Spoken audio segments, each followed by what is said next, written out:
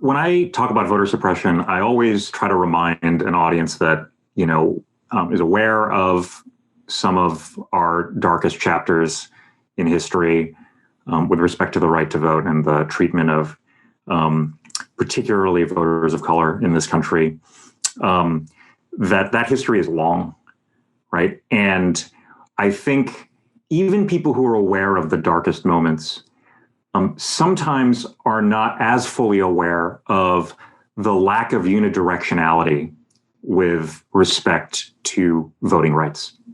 Here's what I mean by that. We're frequently told a narrative that, voting rights at the founding were confined to a very small percentage of the population, propertied white men, like 6% maybe of the population. But slowly over time, it's just been sort of progressively expanding until we've gotten to where we are today.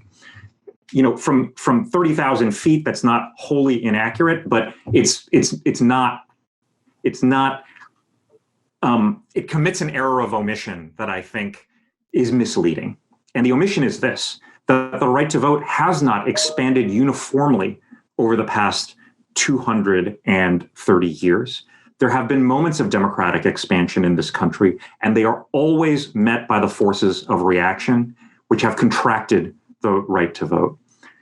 Reconstruction was a time in which Black men were elected to Congress. People who just a few years earlier, had been property were now congressmen and senators.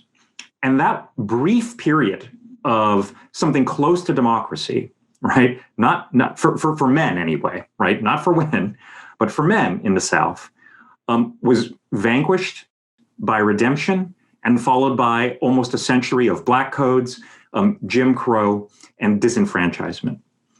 The period after the passage of the 1965 Voting Rights Act saw another, expansion of the franchise and participation that resulted in real change in the in representation at all levels of government, local, state, and federal. Nowhere near where we need to be as a country, but real change. And what we have witnessed over the last decade has been, I think, a reaction to that, right?